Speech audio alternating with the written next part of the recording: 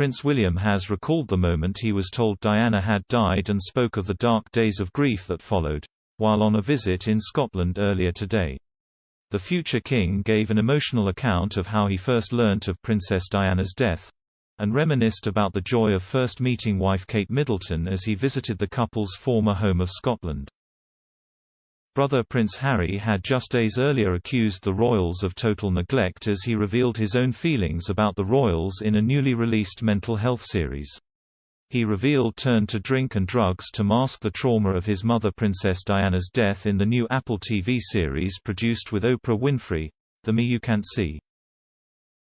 On Saturday, William opened up about his own feelings after another sensational week for the embattled royal family, while the Queen herself was welcomed on board Royal Navy flagship HMS Queen Elizabeth ahead of its operational deployment to the Indo-Pacific region.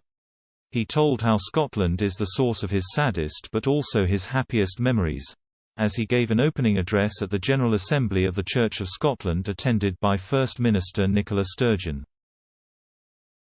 The Duke of Cambridge said he was at the Queen's Balmoral home when he was told that his mother Diana had died, and he shared how he found comfort and solace in the Scottish outdoors in the dark days of grief that followed.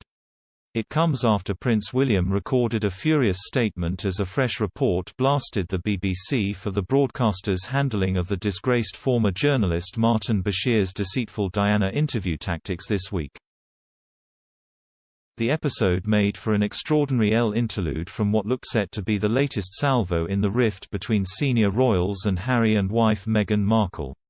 Speaking in Scotland today, the Duke recalled how he was at the Queen's Balmoral home when he was told that his mother had died.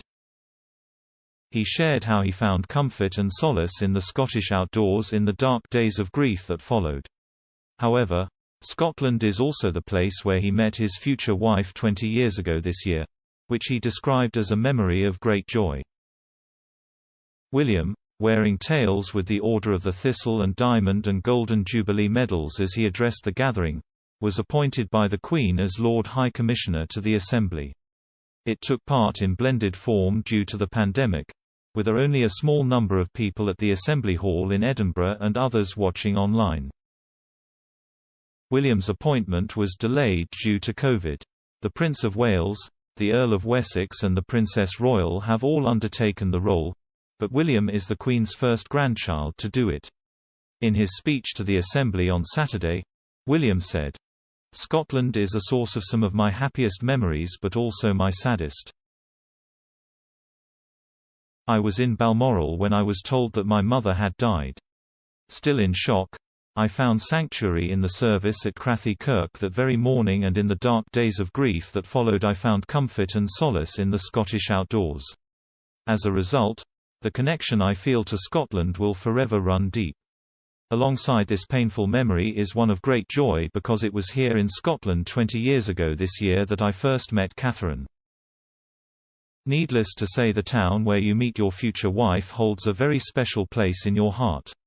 George, Charlotte and Louis already know how dear Scotland is to both of us, and they are starting to build their own happy memories here too." The Duke reminisced about his time at the University of St Andrews in Fife, where both he and Kate studied. He said, "I spent 4 very happy and formative years studying in St Andrews. The town and the students left me alone to get on with student life, allowing me to share their freedoms, and their pubs. Scotland is incredibly important to me and will always have a special place in my heart. I've been coming to Scotland since I was a small boy.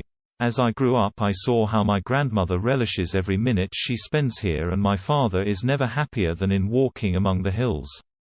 My childhood was full of holidays, having fun in the fresh air, swimming in lochs, family barbecues with my grandfather in command, and yes, the odd midge." William began a week-long visit to Scotland on Friday, and the Duchess of Cambridge will join him on Monday for the rest of the tour. He and Kate hear how students have coped during the pandemic and will also visit East Lothian, North Lanarkshire and Orkney. The Duke will address the Assembly again at its closing ceremony on Thursday, the final day of the Cambridge's engagements in Scotland. As William greeted Sturgeon, The Scottish leader joked about the rain in Edinburgh when he arrived on Friday. "I know, but at least it kept to drizzle yesterday, so it wasn't too bad," the royal replied. During Saturday's proceedings, the Rev. George White, chaplain in ordinary and principal clerk of the Church of Scotland, read out a letter from the Queen. She wrote of new bonds that have been forged in times of emergency that will serve us all well in the future as the United Kingdom seeks to rebuild and reshape community life. The monarch herself meanwhile made a public appearance too, as her family's life spends another week in the spotlight in the weeks after her beloved husband Prince Philip's death. The monarch herself meanwhile made a public appearance too, as her family's life spends another week in the spotlight in the weeks after her beloved husband Prince Philip's death. The Queen was welcomed on board Royal Navy flagship HMS Queen Elizabeth ahead of its operational deployment to the Indo-Pacific region. The £3 billion warship, with 8 RAF F-35B stealth fighter jets on board, will depart later on Saturday for Asia accompanied by 6 Royal Navy ships, a submarine, 14 naval helicopters and a company of Royal Marines. The Queen was greeted by the ship's commanding officer and commodore as she arrived by helicopter on board the aircraft carrier at Portsmouth Naval Base.